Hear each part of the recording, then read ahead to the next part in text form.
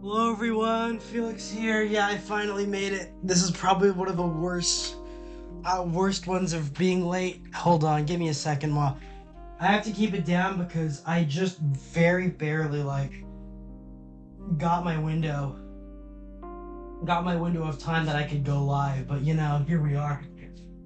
Hold on, let me turn off a couple lights.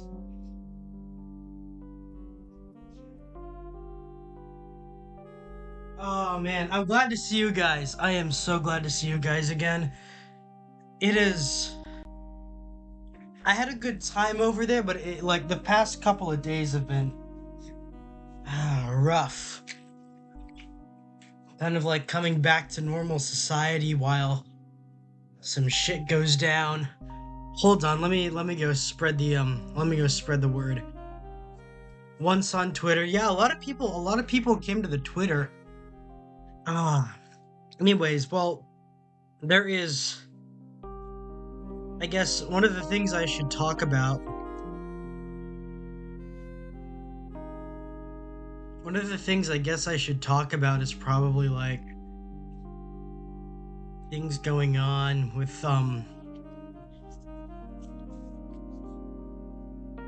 all I'll say, I guess, is that when it comes to, well, current goings on within certain places that I'm involved in, including the VTuber fandom such as Phase Connect, it's, well, I love Mayoshi's, but like, don't let moral integrity supersede fandom loyalty. Hold on, I'm getting like I got a DM for something. Um, Give me a second. Let me go announce that on the channel. But yeah, it's like it's. Hold on. Everyone. Okay. But yeah, that's what it is. I'm not gonna like mention things specifically since I've already kind of had to cover that topic in the past. I don't want this place to become like a place for that to be discussed because I've had to do it in the past. I had to address it, but normally, despite my strong opinions on a lot of things, I'm not willing to I'm I'm not willing to like I shouldn't become accustomed to talking about this kind of things because it harms the escapism of talking to you guys, harms the escapism of the things we do, places we go, and all that. Just harms the it takes a toll. It takes like thinking about this kind of thing it takes a bit of a toll. But anyways, so let's move past that for now. And hold on, let me go find it. If only it was as easy as that. There we go. But yeah, for those aware, I wonder what deleting that does. There we go.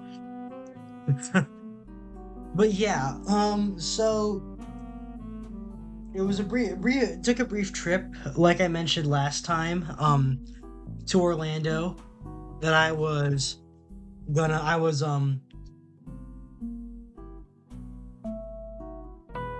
took a bit of a yeah. Hold on, let me go look at chat. Mm, I can't actually look at chat by like. There's something going on. Hold on. There we go. There's live. Mm, Anyways, so like when it came to that, let's talk about that because I had a series of funny stories, I guess, from visiting Orlando as of recent. It was where should we start? Um Okay, so we head over there. It's a bit late. I think first things before getting to like the park, because I did visit Universal, getting to everything. First night there was supposed to be this before we even got to the hotel. It was before we even got to the hotel, with all our stuff in it, we went to the into the city of Orlando proper, and there was this place that my parents had reserved at this Filipino restaurant called Kaya. And immediately I thought it was gonna be like, ooh, super authentic food. Like there's gonna be some things that like my American tastes are not gonna be accustomed to. There's gonna be like authentic food that I will like. It was not it's not like I quickly realized when I hold on, let me tootle a bit over here. When we got there and I sat down in front of the menu, I realized like this is not this is not authentic food. This is not going to be like your authentic Filipino experience. This is like the farthest thing from it. The waitresses and I think the manager are Filipino, probably the owner as well, of course. But it's like it's one of those. It's like this is gonna sound really racist, but it's like, oh, there's like two white guys behind the bar. So I immediately jumped to, are you sure this is an authentic place? No, it's not. It's like, and you look at the there's like usually when like it's the funny thing when there's like an American restaurant and you've got like Mexican cooks or like black or Mexican cooks in the back because despite it being ostensibly like an American or like you're like what is it like European or American inspired restaurant. Well, like this place had like a different circumstance. Like despite it being like an Asian, a Filipino restaurant, everyone behind the counter, like everyone in the kitchen was white. Like and like everyone behind the bar was white. It's only like it was only the waitresses. You only saw like a couple like Hispanic and white people in the bar. Like limited amount of Filipinos, like doing any of the food work. But yeah. So it's like, but even more than that, it was just like kind of the vibe. It's just like the guys working the counter had like big beards, like the big hipster beards or hippie beards. You know, you can't you don't entirely trust those kinds of people with like man buns and big beards and all that. It's like I got kind of like the millennial burger place vibes initially from the bartenders. You look at the menu, some of it you don't you know, some of it's like it's like what Taco Bell is to Mexicans. Well, this to be fair, this is not a Taco Bell place. This was not a fast food place. This was absolutely like this was a sit down and eat bistro. And I mean like a bistro in the most extreme terms. Like you look around yourself and you see like upper class Orlando urbanites, and it's like and my nose wrinkles at them. You see the like you see like the affluent urbanites around the affluent cosmopolitans around you, and you're like ugh. But I guess like whatever. I'm here. Let's fucking eat. Let's fucking eat. Like, you look at the menu, and I got like my nose like crinkled. It was like I had an air of suspicion about it because the menu had an entire section called girl dinner, and it's like this isn't supposed to be this isn't a Phase Connect event. Why am I seeing girl dinner on my Filipino restaurant menu? But it was. I'm like, I was like, ooh, like the kinds of people who run this place, but regardless, despite all that, and despite the food being like pretty inauthentic, I enjoyed it. I very much enjoyed. I like the food was good. I ate a lot of it. Um,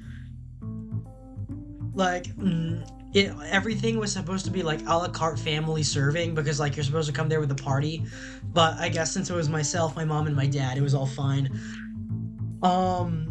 What I really like was jamon pork shoulder, which is not Filipino, but it's they have this like blood sauce called dinuguan, which like I'd readily like drink pork blood and like cow blood. That like I like that. That's good stuff. But one of the things that ironically, despite my rants about it being inauthentic, the authentic parts of me didn't like some parts, like they have this, yeah, like that blood sauce called dinuguan. It had a bit too much spices in it. Like it was like, I like sour, I like tamarind and ginger and stuff like that in my food. They had a little bit too much of that. It was a bit too sour. Maybe it's how the blood was prepared. So I decided to eat, like, I decided it wasn't worth putting it on everything. But it was this thing called Yamon pork shoulder, which is not Filipino to my recollection. I think the way they prepared it was Filipino style, but the meat itself is Spanish, is like a type of Spanish pork, a type of Spanish pork chop that's really fatty. It was really good. That I very much liked. That was excellent. Um, Anyway, so but like, despite my like dislike of the aesthetic of the place, it was nice. One of the things I didn't like was that, okay, we have all our stuff in the car. For context, we had not arrived at the hotel. Why are you, Dantiok? Why are you like raising your eyebrow?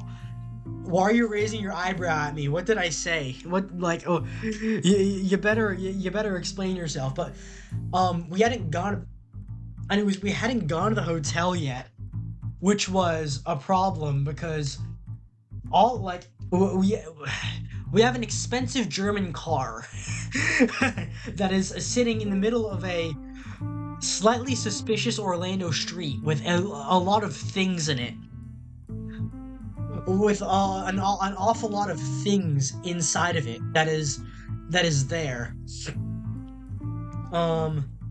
That it's the girl dinner thing. Yeah, that's kind of like, if you want to attract like regular people or clientele, don't put a section of your menu called girl dinner. It's not like that. It's not good. Yeah, the girl dinner thing. It's not a good vibe. Don't like I like the food. I really enjoyed the food, but the aesthetic of the place was not entirely up to what I would consider like either an authentic place or like a cool place. But anyways, but yeah, we had to park in, like, I think it was a Publix or something, or a Walmart. We had to park in one of those. Thankfully, no, our car didn't get broken into. So after that, we go on to the go to our hotel, which it's a Marriott on the Disney property. I wasn't prepared for it being on the Disney property, but I guess it was, you take what you can get. I guess like, I don't like Disney as a company, but I guess there are worse things that could have happened. And then this is where the funny part happens, because like literally the night we get there, problems start happening, and problems start happening rapidly. Um but like, it's late in the night. My parents have already gone to bed. My parents have already like gone to bed, but they're like still kept awake by stuff. I'm sitting on my bed just like screwing around on my phone, probably like posting, like a lot of my Twitter posts probably happened within that time. And in this hotel, night one, the power goes out. The power shuts off, and I realized, hey, my phone isn't charging. I flick on and off my nights my bedside lamp. It's off, like it won't turn on. But and I realized, yeah, the power, like this is our room is experiencing a power failure. So I put on my shoes. I put on my shoes. And you know what? I'm gonna find the bar. Actually, nah, it's not worth it. I decided, put on my shoes, put on like, it's like put on my fucking watch with a loom in it. With a loom in it to make sure like I can see what time it is or whatever. I tuck like that knife that I've been carrying around in my pocket, like as part of EDC, check out what's going on. I take the elevator down. Luckily the hallway lights are in fact on, but I go downstairs, and I'm surrounded by a gaggle of like hotel managers there. We've got like, and there's like a whole group of maintenance workers have been surrounded they're not actually fixing anything. They're just looking around, like looking at clipboards and like pointing, and they're like talking grimly. They're just like most of like there's two of them that are just sitting outside on the porch, and like I guess I realized I'm not the only guest down there that's like look came downstairs to see what was going on. The hotel manager told me, yeah, yeah, they're doing they're doing a power test. They shut it off. They shut it off intentionally, and people are now and people are now taking notice because I couldn't use the bathroom. I couldn't like, literally, only the emergency lights in the hallways and the some of the lights downstairs are on. Nothing else in the hotel is working, including several bathroom lights that are downstairs in the lobby. So I have to I request him, Mr.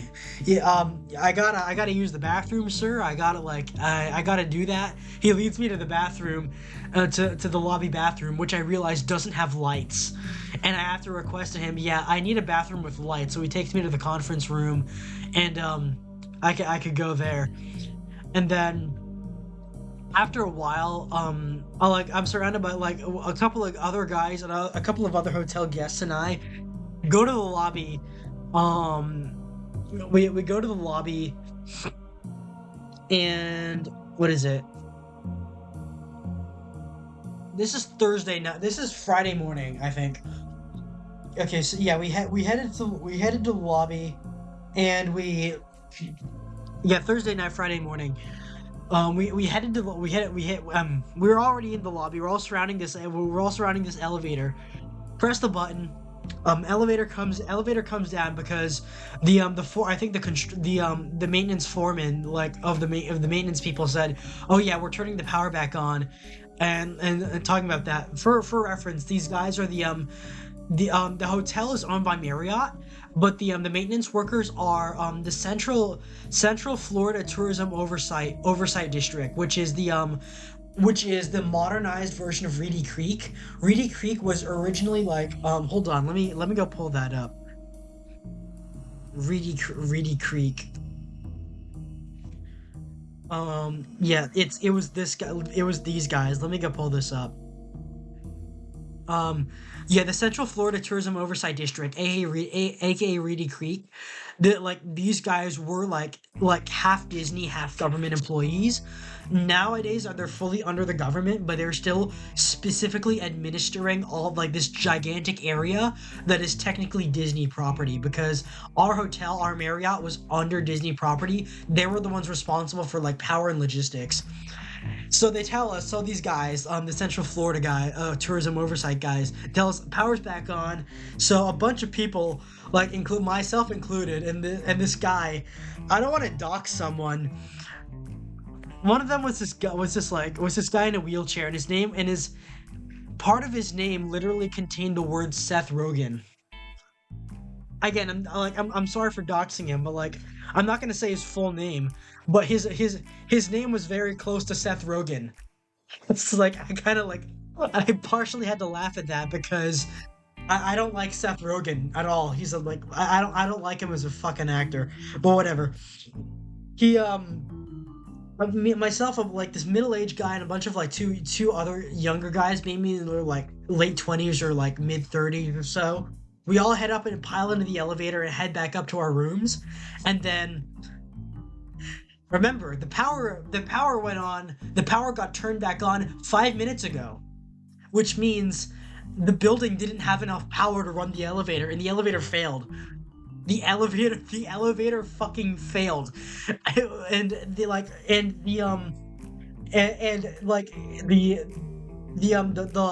the light telling us which floor we were on was buzzed out. We had no idea of which floor we were on. We were moving, and then suddenly it rattles. It rattles. It just rattles and stops, and we don't know which floor we're on. And then I was making a joke. I was making a fucking joke earlier. It's ooh, it's what's gonna happen? And then I jinxed us because the power the power just suddenly cuts mid elevator journey. Thankfully, the other systems of the elevator still worked, such as the like the communication system and the communication system and the lights. And so after a couple minutes of us like just sitting like we violently rattle, then we stop moving. And then I'm just losing it because I'm trapped in an elevator with like three other strangers, and like there might be a serious like threatening like life-threatening problem that happens. My mind immediately flashed to the fucking. You remember when I was playing Half-Life and you accidentally triggered that elevator in right after the resonance cascade? And like a bunch of like an elevator full of scientists and a security guard fall and crash to their death at the bottom of Black Mesa after you like push the button thinking it would take you to the surface. Yeah, that's how I was feeling. I felt like I was in that elevator. Mr. His name close to Seth Rogen thankfully had the initiative to call 911, not on his phone but on the elevator. Like it actually connected to 911. The elevator, like if you see the fire, the symbol on the elevator with the firefighter hat, that connected to 911. So we talked to the dispatcher and we're all a little bit frantic. He's the most calm of us, but he's like, thankfully he's assertive. In that he confirms, yeah, we're trapped in an elevator at the Marriott on the Disney property. There are three other guests in the elevator with me, so please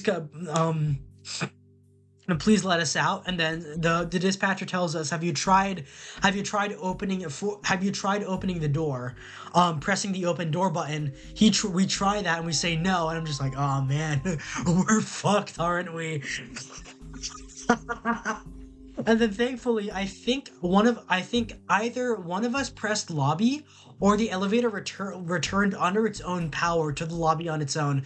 So that solves it. The hotel manager and a fire inspector that they had sent over to inspect the hotel and like probably responded to the 911 call, came over to like greet us like, yeah, you're fine, like don't go in the elevator again until we've confirmed there's like power.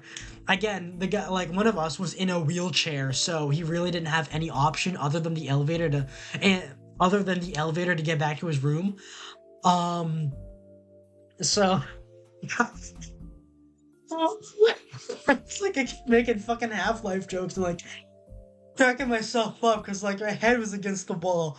I just survived the fucking elevator. I just got trapped in the elevator. My parents do not know this, by the way. I did not tell this to them. I only told them that I had gone downstairs and then gone back, and then like I gone back upstairs when the power got turned back on. And then one of the like out of nowhere, this guy like bursts out of the fucking like, I think he might have been an employee or like out of the like this computer office that's off to the side in the lobby, and like we all tell him like, we got trapped in the fucking elevator, man. This like big like redneck looking guy in flip-flops. He wasn't a maintenance worker, otherwise he wouldn't be wearing flip-flops. He might have been an employee that was just out of uniform. He was like, damn, that's fucking crazy. Like, don't go in there again. And then he just, like, can someone take this pumpkin? I just found this pumpkin. And he hands me a literal pumpkin that I just take it for him. Like, I have to go. I guess he goes off to do something else through an employee door. And I'm just stuck there holding this pumpkin. I think he was high or something. Cause like the way he was talking, there was just shit that was going on. He just hands me a fucking pumpkin.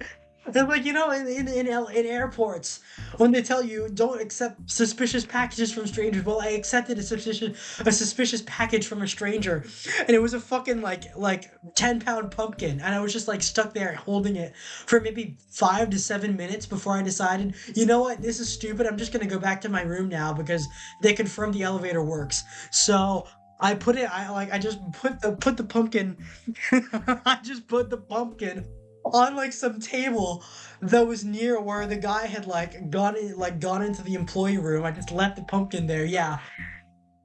There was, oh, excuse me, that's my dad sneezing. It scared the fuck out of me. Yeah, so I left the pumpkin on the table and then returned to my room, and then yeah, that was the first night. That was the first night. Okay, let me recount. Like I'm trying to remember what happened on the second night because things did in fact happen on the second night. Oh yeah, that was I was listening to Willie. Um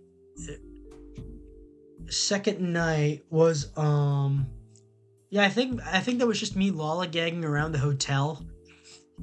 I had some chicken salad. I had that would be a recurring theme. I would get some chicken salad from the hotel convenience store. Then we ate then like general plan was like because we were a short drive from downtown Disney. It's called Disney Springs now. I'm always gonna call it downtown Disney.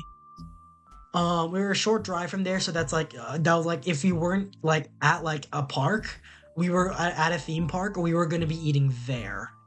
So we ate there. I think at this nice place called Summer House while I was listening to Willie on my earphones, which was nice. Despite all this stuff like regarding Phase as of moment, I really like Willie. She's just like lovely voice. I wish her the best because I guess I should clarify some stuff regarding Phase. Um, some stuff regarding Phase is that I'm still gonna be supporting most of the talents there that I consider my Oshis.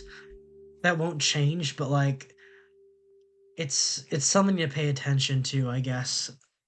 Like I said, love your Oshis, but never let fandom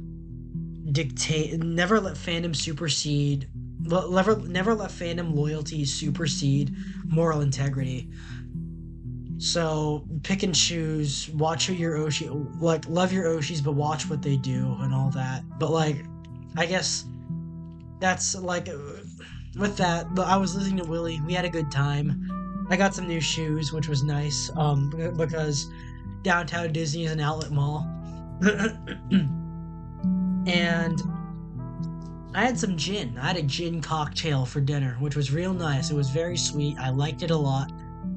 Very sweet. I liked it a lot. It was noticeably very strong though. I think it was hold on. What is it?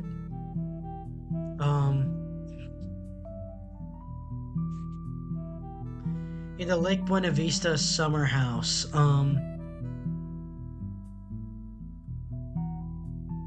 What is that?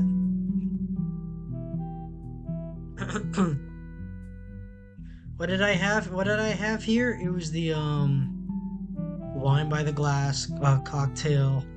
Specialty cocktails was the yeah, the lavender haze, which was yeah, that's a like it was like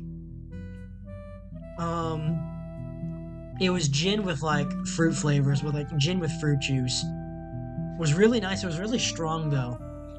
And I had this like very wonderful skirt steak with like truffle fries. It was great. Like honestly, like steak and potatoes is one of those it's one of those it depends on the kind of potato, be it like French fries or like steak fries, mashed potato or baked potato or like hash brown, like any kind of potato.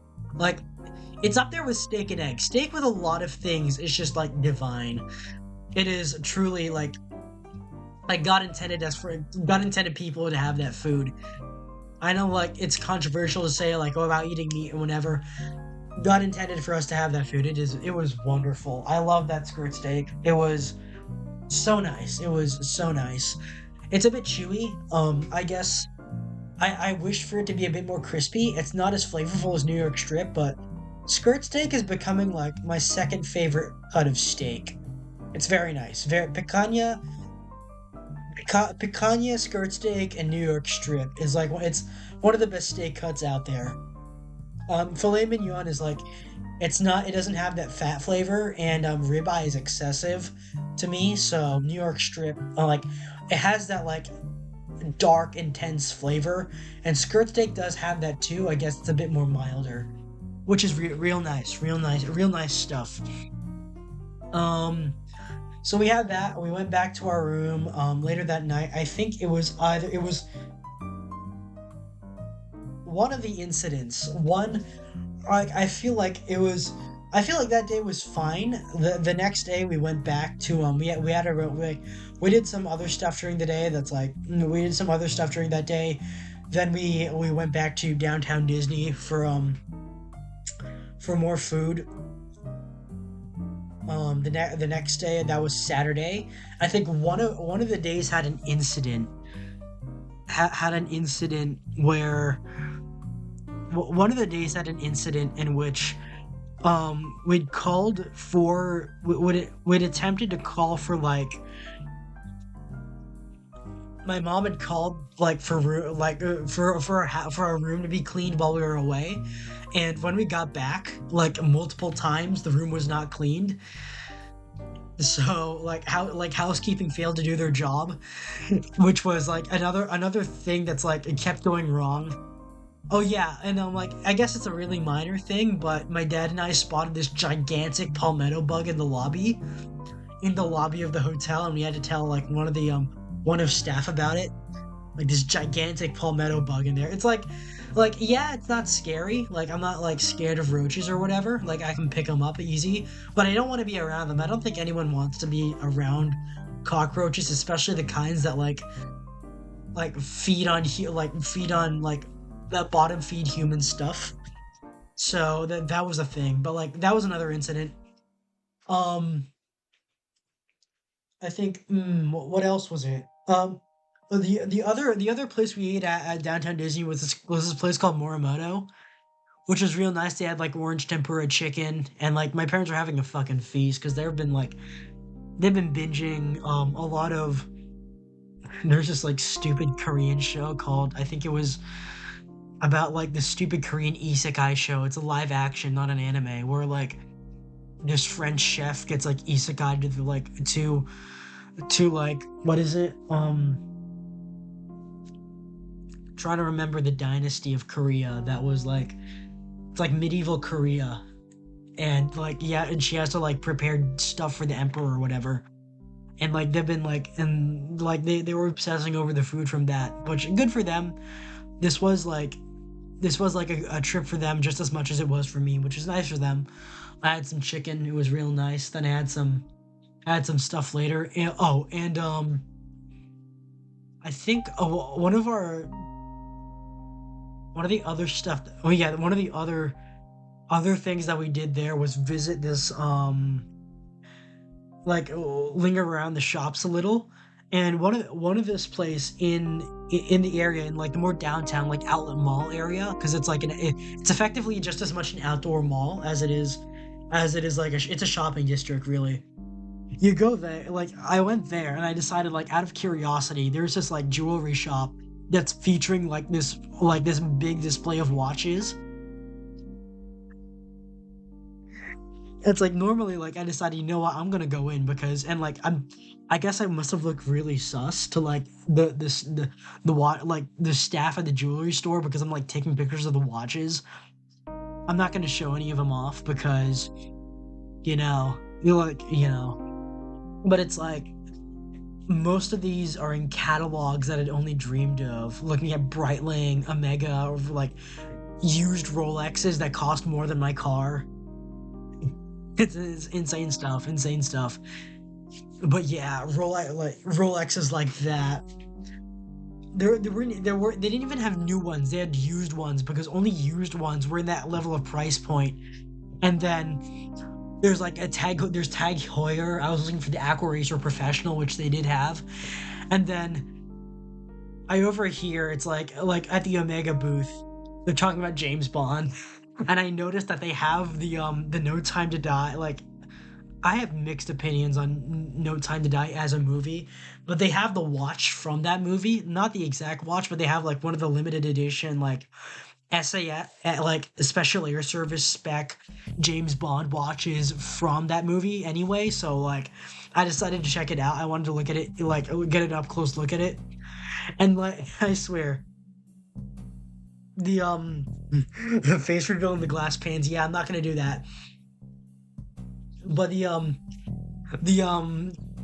this like the what is it? It was the yeah, the Omega. Hold on, let me go find it.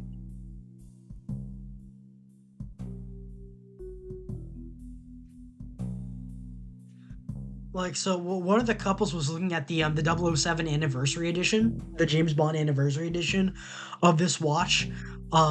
This is the one that I saw, the Seamaster Diver No Time to Die edition, which is this one. And I swear, like, I am like, I wanted to get like an up close look at it. It had like the titanium, like the matte titanium bracelet and everything. I was definitely afraid to like get any smudges on it because it's a very pretty watch, and I got to handle one of these. It's like asking to you. It's like asking to try out a gun or something, like at a gun rental place. Like, can I dry fire it? Can I do anything? And you have to be super delicate as to like not piss off the person handling it, or the person like trying to sell it to you. This was like that. It is like, I swear, the lady there that was like working the counter and like offered me like an up close look at this watch, was like, "Ooh, would you like to like, you could like take out a loan and pay for this watch." I was like, "No, please, like, thank you, but no, thank you, but no, thank you, but no, thank you, but no, thank you, but no." I'm like, "No, I am far too, like, it doesn't matter how many like how well off I am far too poor for this watch. I am like, I like this. I like this, like, as much as I love this watch, it could smell the pour on me, and we were not a good fit. Also, my wrist was like too small for the band, so even though I put it on, it was like really loose. But yeah, I was like deathly afraid to like scratch it or like smudge it or like get it dirty or anything. So like I put it back to the tray. Thank you, and like I went back. Well, honestly, what I was looking for was the other one that they were looking at. Um, which was which was this one, which is an even prettier watch. Very, like, I like this watch. I really do. Like, got into it recently. Like, this was the one that the couple was looking at, but like that's the one, the Omega. But yeah, I was far too. It was This is considered like the alternative to Rolex, and I was still like extremely poor for this watch. I have a fancy looking watch. It's still a Seiko. I got it for my birthday, and as much as I love it, like, I'm gonna stick to it for now because this is like far too, like, this is at least within my price point while still looking fancy. This is out of like this is like the Stacy that's out of your league of watches. But yeah, anyways, going back to that, and the main point was what I did here at the consumer consumer pointing. Yeah, at the this is the Universal Epic Park. So we went to that instead of any of the Disney ones, despite being on the Disney property, because it's Universal. Better to go to that than Disney. Um, so first, like, one thing I noticed was, like, while we were taking an Uber there, I realized suddenly that this is not on the Universal property. Despite it literally being a Universal property, it is not on the Universal property. Islands of Adventure in the Universal City Walk and the Central Universal Studios, Florida, are like part of this big complex, like comparable to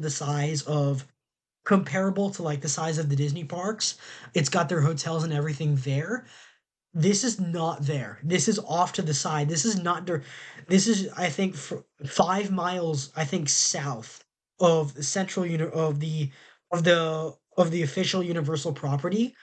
So like I was like suspicious. Why? Like, I thought we were gonna go to City Walk or something for dinner or something. Like, we could go to City Walk or something because that's like downtown Disney, and you don't need a pass for that. But this is an entire park on its own, 5 miles south.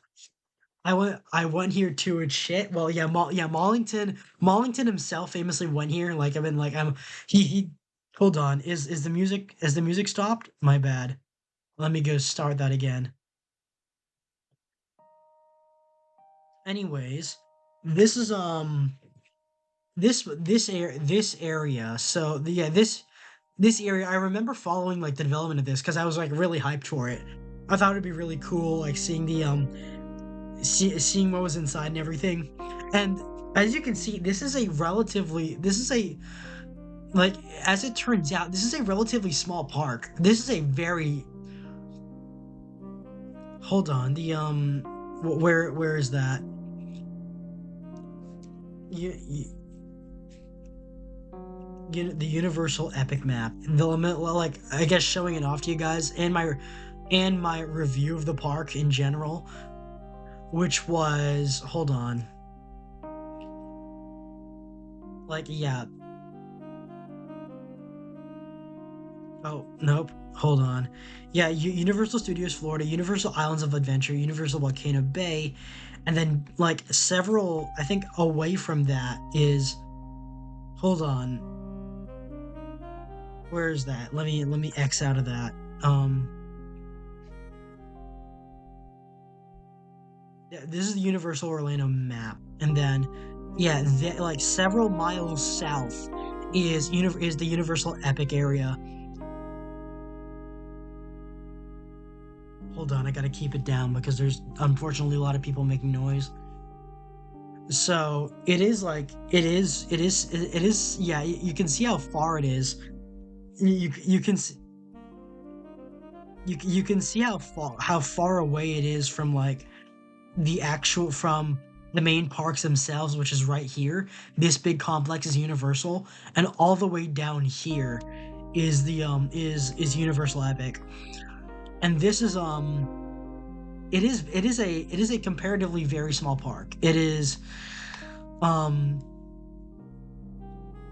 it is a comparatively very small park compared to the rest of the area, and I feel like because of how small it is, it contributes to feeling a bit cramped. Like yeah, it's cozy and a bit convenient, but you can see across it. It's not like big and sprawling the way Epcot or Islands of Adventure are, or Magic Kingdom, or those kinds of places are. This is very much it's very small. You could literally walk across the entire park within a day, and I think that was their intention. I think that was how it was planned. Is this would be like they planned this centrally around being a full day experience for everyone, and there are good things and bad things about it. Um, like the bad thing about it is like like it feels cheap. It feels a bit like there are parts to it that feels very cheap, especially when you can see directly out. Like you know how constrained the park is. You know how constrained the park is. Everything is like semi shielded. There's and like everything is semi like everything is already pretty small around here. Everything feels a bit cramped, especially when you're in the central hub area, and all you can see is the other like sectioned off parts. Oh, the sectioned off parts that they have. It is a bit like Islands of Adventure, where every area is dedicated to its own, like is dedicated to itself. Hold aesthetically, I like it. I like. Hold on, this is yeah. Where's the like I'm trying to find Islands of Adventure, but like because that's like it's outside of the main Universal Park, but it is considered like I would consider it part of it. Yeah, that's the Hogwarts area. That's the the Harry Potter area. Like despite this being like of similar size to here, if like it feels smaller, I guess, because you know it's constrained to this smaller area. And I feel like if it was connected to the main park in some way, if they had built this far closer to the main park, then it would have been a lot more convenient. Like I know because of property restrictions and like all the land here has already been developed and like taken up by other companies. But if they had if they had connected it directly to the main park, then it wouldn't feel so cramped. And it has its own entrance and everything. Celestial Park aesthetically, I really like. I like the aesthetic of Celestial Park. It's very pretty. The art design of Celestial Park is on point. But my main issue with it primarily was, again, it feels very cramped. I love the fountains. I love like there isn't much here besides like there is one roller coaster. There's like a couple dining areas. There's this like mermaid themed area called the Atlantic, which we ate at, yeah, like right here. Um, a Celestial Park is nice, which is like the central hub area of it, but like which is their own IP. And then what is that? Which is their own IP. And then there's this like splitting off areas of various parts. One of them is the so you have the Super Nintendo World, which I'm probably gonna call like Mushroom Kingdom or whatever. You have like which also includes a Donkey Kong Country area. This is Burke from How to Train Your Dragon. This is this is supposed to be Paris from Harry Potter Fantastic Beasts, and then this area is like an original IP called like Dark Universe, which is about like I'll get into those later. I'll go over them one by one. But this is the Helios Hotel. This is the Helios Hotel, which I love aesthetically. Like aesthetically, it's a great looking place, and it is like kind of part of the park because guests can attend the hotel and like use its services as long as they like don't go in any rooms or whatever. But again, part of the issue, well, like despite like the hotel facade provides a really good backside for the park. That being said, it does contribute to it feeling cramped because the hotel is literally right there. I get that it's convenient for guests to like go enter the park without needing to like drive there or whatever, or like having to go through a long walk. But I feel like it wasn't the best thought out because like to me hotel areas and park areas should be kept separate, close, maybe a 10 or 20-minute walk, but separate in order to like afford for parking spaces and allow the park to and like allow the main attractions and the hotel to expand.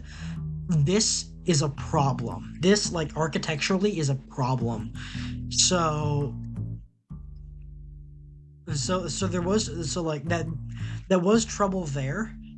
Yeah, the Universal Helios Grand Hotel, and like everything here is like everything here is high quality, but it felt cheap, and like at times it felt like the price ticket should have been cheaper compared to the main park or visiting the main park or something like that. But anyways, the first area is yeah, they call this the Super Nintendo World. I'm calling and right off the bat you go there was this big like fuss over like, oh, you go through the pipe. This is the to my recollection, this is the first ever Nintendo Nintendo themed Nintendo themed park, like theme park within the United States. So this was like there was a big hype around this, but like a lot of emphasis was placed on this area during marketing. And you go through it and it is like, and also for context, the day that the day that I went there was rainy and overcast like almost the entire day, which while this was trouble in some parts, like during the earlier parts of like our visit, it wasn't that bad, and it kind of added to the park later on. But the point here was the point here was you go through this pipe, you go through this whole thing, and it's this big it's this big area. Like there's this Peach's Castle area that's like themed after Super Mario 64. You exit into this courtyard and you're immediately overstimulated. You are absurdly overstimulated the moment that you step out of the Peach's Castle area. It is full force, like music from the games is blaring. Everything is extremely colorful. Like there's like the practically the entire footpath area outside of the rides is this giant playground for kids, which is nice. And I guess the good thing about this is, like, despite it being like a school time, like during school time, I guess, I guess some kids had like took a break early, or they were getting homeschooled or whatever. There were just as many there were just as many kids as there were adults. There were just as many kids as there were adults. It wasn't like a Disney adult issue where it's like all like, ooh, in this like area designed for kids, there's like an absurd amount of adults here. There were like a lot of adults, but like a lot of them were like clearly they're there for nostalgia or they're there for like to take their kids there, which is nice. Like I guess if I was like maybe 10 years like 10 or 15 years younger, this place would have been heaven on earth because I was like very big like Mario and Nintendo fan when I was a kid. I've grown out of that now. I still look upon that like that age with nostalgia, but I guess excuse me. But going there as an adult, it feels a little bit embarrassing because like I get like the whole point is that this area is for kids. This area is just like this giant playground for kids, which is nice. There's like attendees managing everyone to make sure like no one's getting too rowdy, but everything it's essentially this gigantic Mario themed playground for kids, like in this Donkey Kong themed playground. Um, so like it is a bit garish. It is a bit on like it is very. There is a bit of a clash, especially on rainy days, because there there is a bit of a clash, which especially on rainy days, when like over gray and overcast sky compared to this like extremely colorful Mario themed setting. Hold on. But I guess they know what they're marketing to, which is nice. We did go on a ride, which is this is the like the Bowser's Castle area, supposedly this Mario Kart themed area, and I do have commentary on that. One of the funniest things I've talked about with the Mario Kart ride, like that I've seen on the Mario Kart ride, isn't related to the ride itself.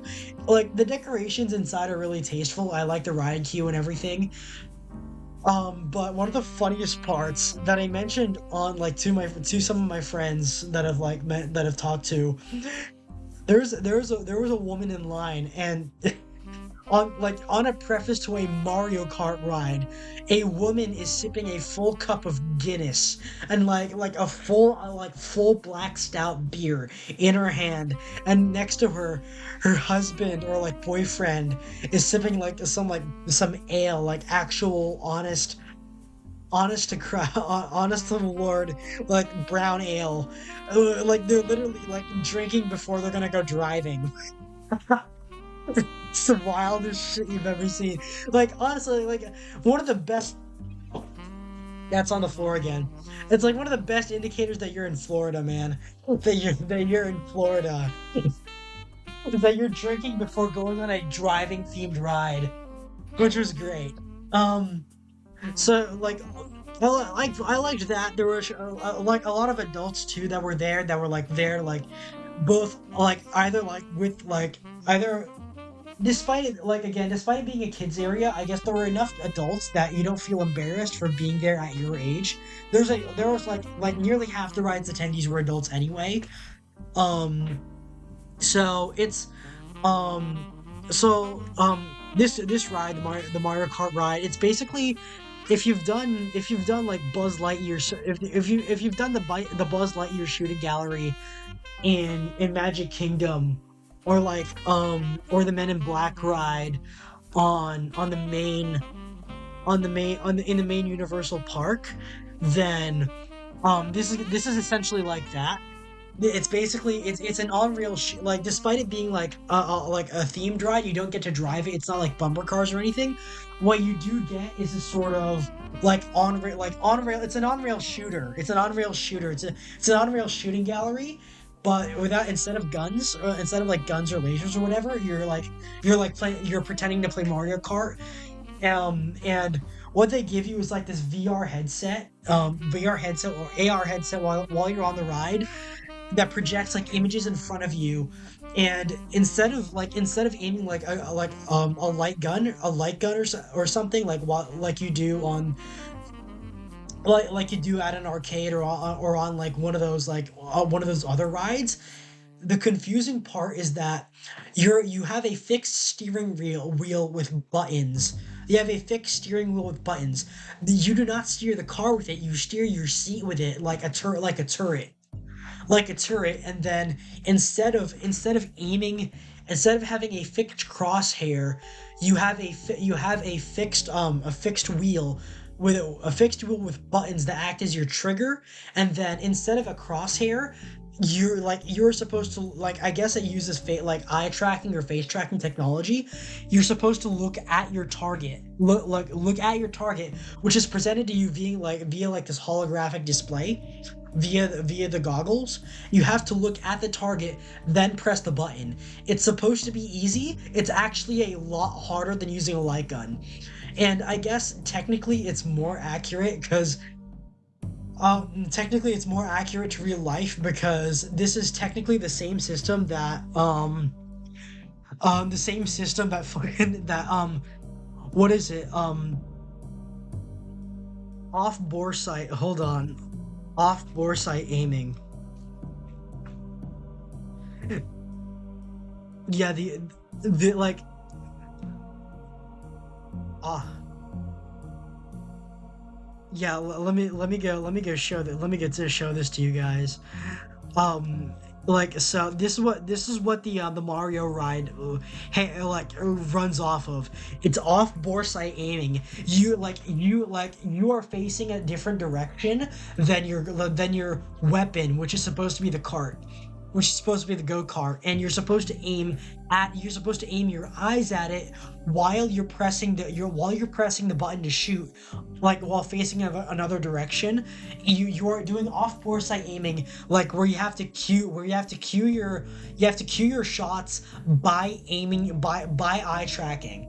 This got like it was hard to get used to at first, because okay, so TLDR, in other ones the ride steers for you. In other ones the ride steers for you, but you aim a gun with your hands. You aim a light gun with your hands.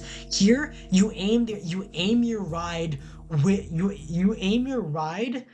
with your eyes, and you shoot with you like you okay another okay how do I say it? You aim with your eyes. Like in this one, you aim with your eyes and you shoot with your you shoot with your eyes, and you aim with your body. You aim with your body and you shoot with your eyes. On the other ones, you aim with your eyes and shoot with your body. The other one, like it's flipped. It's the inverse of what you would be expecting. It is fun. It is pretty fun. I guess if you're too focused on the game, you do get like a bit taken off. One of the problems of the augmented reality game. Another Fallout trailer released, by the way. Oh, hi Big Yike. I'm not gonna watch it. I'm gonna watch it like maybe for another time. I'm not really in the mood at the moment. But yeah, you're basically doing this. You're basically off bore sight aiming with your body. The ride, because like if you're too focused on the entire point of like if you're too focused on the ride, then you're gonna miss like the shooting part, like the game part. If you're too focused on the game, you're gonna miss the ride, which is a problem of both. Like they should work to integrate both of them together, like some kind of which is what, like, other rides don't have this problem because they have physical targets. In here, all the targets are virtual, which means you have to like which means it's like there's less integration in between the ride and the game. But it was fun nonetheless. I guess I enjoyed it, and then I stepped out. Then you stepped out. Karen's got some snacks, and then my dad was originally insisting we go to, like, because like most people, including us, honestly, we go here for like the Harry Potter stuff. He was insisting we go there. No, while I insisted we should check out where is that? Yeah. Isle of Berk, which is supposed to be How to Train Your Dragon. Like I haven't seen all. I've seen the third one. I've seen bits of the first one, not in full though. Um, I guess it's like it's a bit nice. It's a good rainy day park. It's a very good rainy day park, even if like some of the rides will be closed as a result of rain. So there's a spot here that has like big like has mac and cheese with garlic bread and pulled pork, which is really nice. I guess I wouldn't call it a substantial meal, but that was my lunch for the day. And I guess, excuse me, a problem that I had this day, which is unrelated to the park itself, I didn't have an opportunity to take my meds. I literally could not take my meds today. Um, mm, I literally could not take my meds that day, which meant I was like had to keep an eye out for heart or like potential anxiety problems that I was gonna have.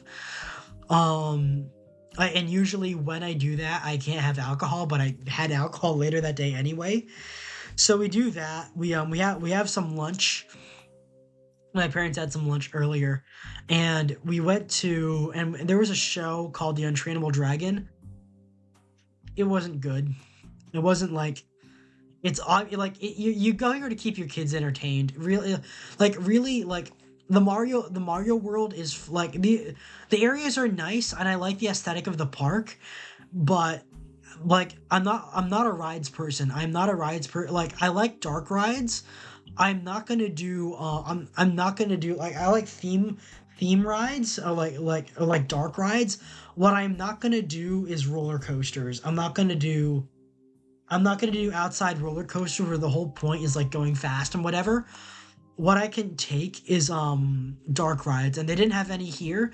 They have a lot of roller coasters. They have like a playground area for kids, and they have a show. They have a show called The Untrainable Dragon, and it's not very good.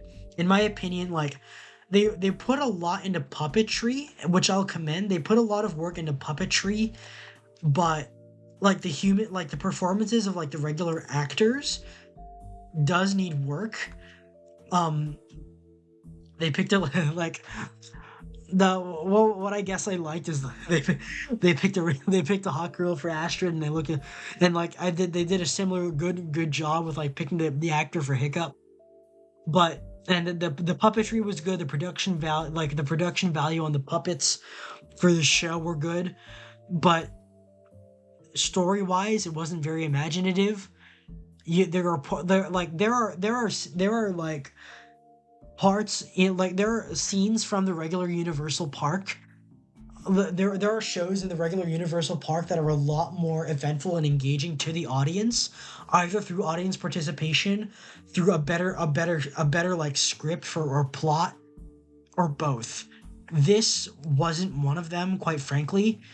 Like, yeah, there's like some decent effects, but when you can see when you can see the talents have wires, or when it's not as choreographed as well, or most especially when the script isn't interesting, when the script isn't interesting and they have to rely more on CGI elements for it, it wasn't like I commend the actors for doing their work, but script wise, Untrainable Dragon was not very good. It wasn't very good.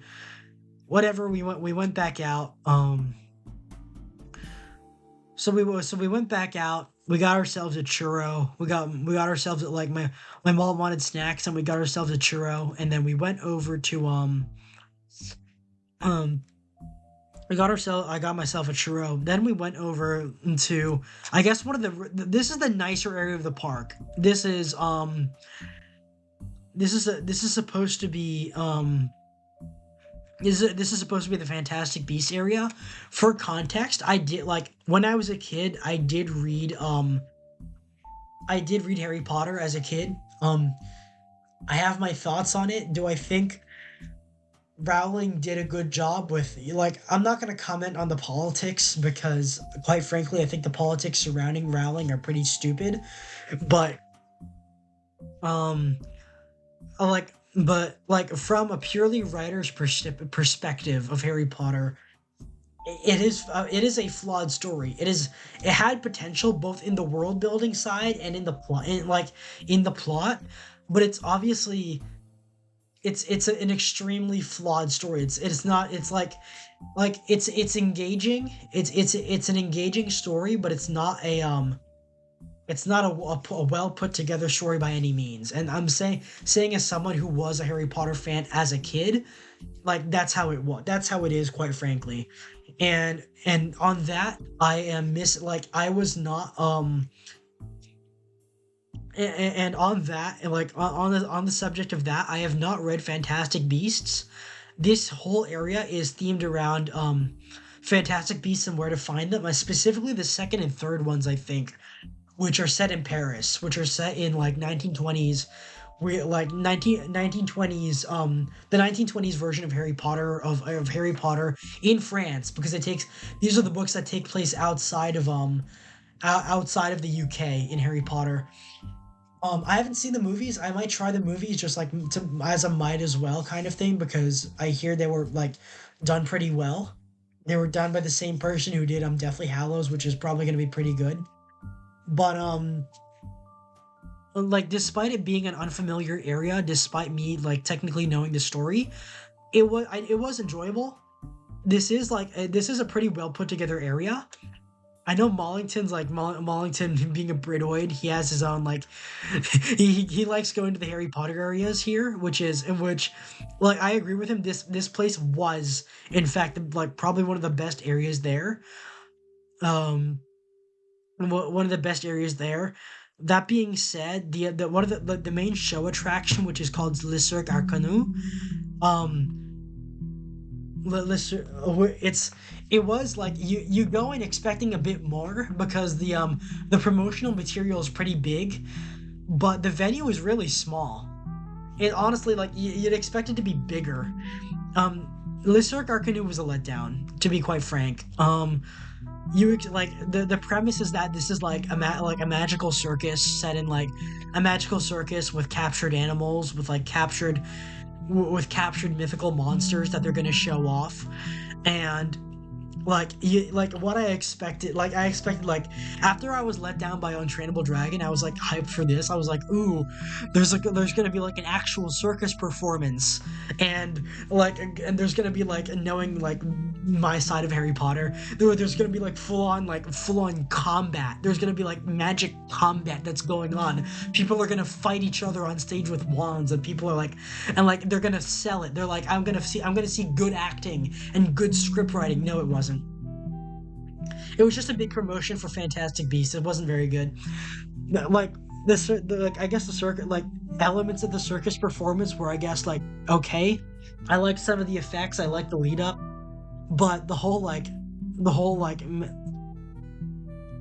high point of this is like the main character of the Fantastic Beast books, which is Newt Scamander, is gonna show up.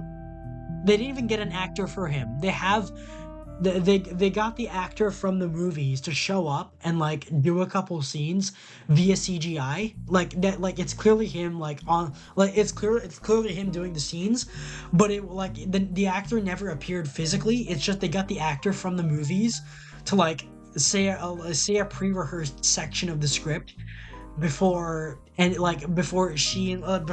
like the main girl of the show head off into the sunset whenever. Oh, and yeah, it was underwhelming. Yeah, I wish it, like the effects were pretty good. Again, like Untrainable Dragon, the puppetry was really nice. The puppetry and like work they like the creature features that they did were really nice, but they relied too much on the creature features. Like if you want me to care, let me care a little bit more about the human characters of this, and like make it good. But then later on, after that, like this area does have good restaurants. Like I guess that's the advantage of the theme park area, of the theme park part of the Harry Potter sections of Universal, is that all of them are gonna have good food. I did not eat here, but I can tell you like all of them are gonna have good food. This place being set in France expands the like available kinds of thing, like the kinds of like this combined with like the attraction, like the Harry Potter attraction stuff, like butterbeer and like pumpkin juice, combined with the French cuisine aspect and like the exotic French, like or European aspect of this area, lends itself well to being like a non-rides area. And then there was a ride. There was a ride called Battle at the Ministry, which was good. Which I did enjoy that. I did enjoy that thoroughly. Even if like there's this whole plot where like that was a high point in the trip. That was when it's like yeah, I got what my money paid for. And Battle for the Ministry is supposed to be this big ride where you go into the Ministry of Magic.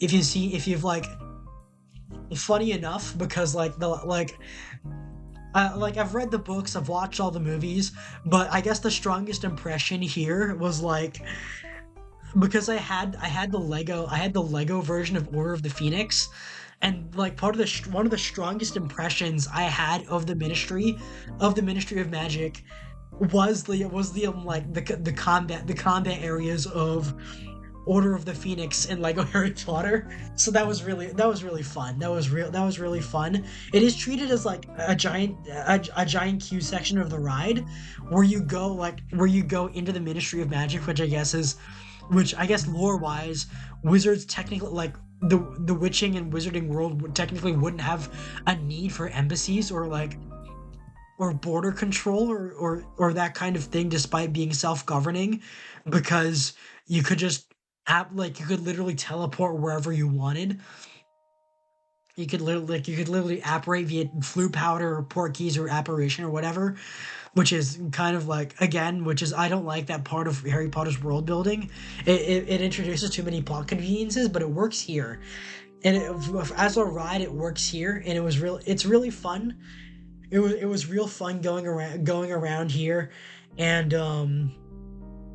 real fun going around here, seeing like this full-size recreation of the Ministry of Magic, which was real fun. You board one of the elevators, and like a whole fight scene happens, which I wasn't let down by that. The rides were this section of the ride was pretty good. Even it like whatever, it's not canon to the books, whatever, it's a bit messy. It's a ride. It's a theme park ride, and it follows the book closely enough. The books closely enough. I had fun. I had a lot of fun with Battle at the Ministry. After that, you head out. You head out. There's like this big recreation of the Arc de Triomphe here. Then you head out, and then the most underrated part of the park was Dark Universe. I spent the least amount of time here. This is where this is where I feel like this is unironically, this is like Dark Universe is both the the least visited part of the park. Okay, anyway, like one last parting word about Battle for the Ministry. One of the things I said to my dad directly after we got off the ride was, this is where I think they blew the entire park's budget on Battle for the Ministry. This was the most high budget thing of the park that you had been upon, that you could ride, and I genuinely felt like all this area had been there might have been stuff that had been cut so they could afford Battle for the Ministry, but I was wrong. There was another area of the park that was that Universal had invested a lot into. It was Dark Universe. And I love Dark Universe. Oh my gosh. Genuinely, this doesn't have a lot of kid appeal, because this is very certainly an adult section of the park. This is if you want to take your goth GF, assuming she doesn't have assuming she doesn't have an unnecessary hatred for J.K. Rowling or whatever, the best places to take her is stay at the back of the park, go around, do some shopping or whatever, go to the Harry Potter area, and go to the Dark Universe. If you have your mythical goth GF who likes this kind of thing, take her here, because this is genuinely fun. genuinely fun. Like the rest of the park feels cheap. This like they went all out for this and I loved it. I wish it could have been larger and like they had a bit more immersive roleplay elements because you're here to like LARP. Like you're like you want to go here and like you want to LARP, man. This is like it's immediately creepy. It's like going into a haunted house. You're confronted by like this skeletal figure and like a grim reaper type figure in front of in front of a fake graveyard. There's like a vampire themed steakhouse. Um, um, there's a vampire themed steakhouse. There's the Burning Blade Tavern, which is like themed after Monster Hunter. And like if you like Bloodborne or Demon Souls or Dark Souls, you're gonna like this. I made the joke that like I know like it's themed after Dracula and Frankenstein and everything. I kept making the joke that it's based off Full Metal Alchemist. I have not seen Full Metal Alchemist. I might give it a try. But I kept making the joke that it was based off Full Metal Alchemist, or it's just like Elden Ring, because there's like this big well with like this like well to hell, where it's got like creepy sounds coming out of it. It's like the water coming out of it is backlit. This well for like this well functioning as a fountain, functioning as a fountain, and then Frankenstein Castle, which you go into, and Monsters Unchained: The Frankenstein Experiment. This is the other like good part about the other good part about Universal Epic outside of this area, because like this I cannot say enough good things about. I fucking loved that, man. This is like especially with like I guess I was the fact that I'm a Phase Saga fan with like Wilhelmina and Malice being one of my recent Oshis really did help, because it really did help because the Frankenstein, like it's the Hollywood versions of the monsters and the characters like Dracula, um the Wolfman, like the Frankenstein's monster and Frankenstein herself. Yes, they made her a girl boss. She's kind of fucking hot. And another thing, actually, you know what I should say is that on this ride, on Monsters Unchained and the Battle for the Ministry, they like the animatronics is very good. They did an excellent job with the animatronics. There is no like you could like there is no uncanny valley at all. Like you could be mistaken for thinking these were actors or part of the ride on initial thoughts. The animatronics are really well put together. There is no uncanny valley. In my opinion, they're better done than Disney's. They're better done than Disney's. Universal has surpassed Disney in the animatronics department. I just wish they could have used them a lot more as part of their attractions. This Frankenstein Experiment it's just like it was like honestly really good. So the basic story is like they have like a version of the story where it's like where a female version of Dr. Frankenstein, which is fucking hot by the way, like unironic waifu material, like red flag but waifu girl boss material, for like their version of Dr. Frankenstein that's managing stuff, and like Frankenstein's monster is like helping out as like her head goon. She has like and like everyone here is like dressed in black trench coats and like pretending to be pretending to be goons or whatever, which is like her goons or whatever, which is nice. Like her henchmen, and it's really cool. That I really liked. That I really liked about this park. That area is really well done. Like ride design and queue design is really well done. You get on when it's like it's a dark ride, kind of like Harry Potter. It's like Forbidden Journey, where you're not strapped into an elevator or whatever. This you're just strapped into like this thing, and you go through it, and it is pretty intense. Like there's heat effects, like you go upside down, you go upside down several times, like you're twisting and turning around, and like over like the well, like they have the Gill Man, like the creature from the Black Lagoon. They have the Wolf Man. They have Dracula. They have like and to fill that space, they have a lot of zombies. They have like a zombie outbreak that's going on in the castle, and they have to escape from. They have to escape from. They have the fictionalized Igor who's like driving your vehicle whenever. It was great. It was honestly a really fun experience. It's not scary, by the way. Like I don't handle horror media well, as you're probably all well aware. This was done very well. It's intense. It's really intense, but it's not scary at all. Like I have expected jump scares, but all the scares are telegraphed beforehand, which is real nice. I guess you're not here to get scared. Like if you're here to get scared, like to get deliberately scared, you're not gonna have that. But it's still a really fun ride nonetheless. Because of my fucking autism, like part of me decided I'm gonna treat this ride as a shooting gallery. And like because there's that joke of like Americans aren't scared of monsters, so they had to develop like hold on, I'm getting a call real quick. You guys take care. Hold on for a second. I'm getting a call. Oh,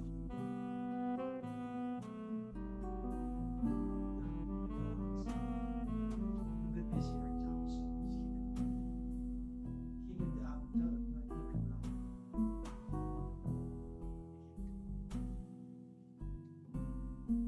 Anyways, hopefully you didn't catch any of that.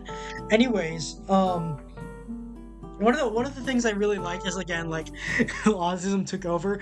What if I like what if I treat this as a shooting gallery? Because there's that joke about about Americans being but there's this joke about Americans being treated like they're not scared of of the things Europeans are because we have guns and like you can shoot at things. And it is very like if you apply that to this ride, it would make for a really fun light gun shooting gallery where you were they give you like a fake Craig Jorgensen or like a fake single action army or something, and then you'd go like shooting at monsters. When Dracula's chasing you or like the Wolfman is chasing you, there's that photo section of the ride where like it takes a photo of you getting scared, and the photos of me doing like a full on like doing on "Do You Feel Lucky" punk at the camera or like at the Wolfman, like straight up like pointing at him, like doing the Clint Eastwood or like James Bond pose at him. It was really funny, and I wanted to see my photo after the ride because of that. Because it was I like that section. I wish like we had dinner reservations at the hotel, but I wish we could have stayed here more because I loved the aesthetic of Dark Universe. It was so great. I loved it so much. This was like there were parts of the park that felt like a letdown. This is the pleasant surprise. I was waiting for this. I was bored. I was like, oh, I'm gonna check it out, I guess. And I was like very pleasantly surprised. Like despite my like I guess spoilers like rushing to the end, my TLDR, my review of of Universal Epic is just like it was mid. Like my review of it being it's mid. There are parts of the park that are clearly worth going to. There are parts of the park that are worth enjoying. Um, there are parts of the park that are worth enjoying. The Monsters Unchained is one of them, and again, I hope they update the I hope they I hope they do more with this because this part and the Harry Potter section are the places that absolutely deserve to be expanded. And like while the other stuff is being reworked and revised, this should be expanded as it is. Like because this deserves the most work because they clearly put a lot of passion and effort into this, and I loved it. I loved it so much. So later that night we went to we went to the Helios Hotel. We went to the Helios Hotel, and yeah, Flora Taverna, which is this Italian restaurant, like Greco-Italian restaurant right here. There's this giant like killer statue of Apollo here, and I think like a picture of like not a picture but a statue of like of a there's a statue of a goddess that greets you at the center, which I think is really good aesthetic design. They're going around this like semi-Greek mythology element to Celestial Park, and the Helios Hotel is part of it. um I think the goddess there is what's her name? It might have been Gaia or Hera, and the one here is Apollo, and Helios is the name of the hotel.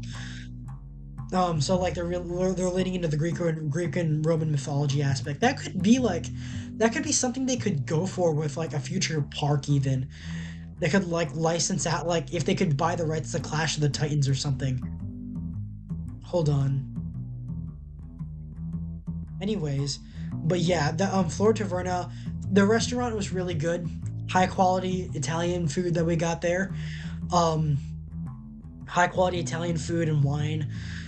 I probably shouldn't have had alcohol because like I like by the like despite me loving the food, when I walked out, I felt like I was throwing up because I was so nauseous and my heart was pounding so fast from like as a reaction to the wine as a reaction to the wine. I guess like I should have taken my meds earlier and so that wouldn't happen to me, but I got over it pretty quick. I got like my mood stabilized. I was able to stabilize. And then after that, how long have I been going? How long have I been going? An hour.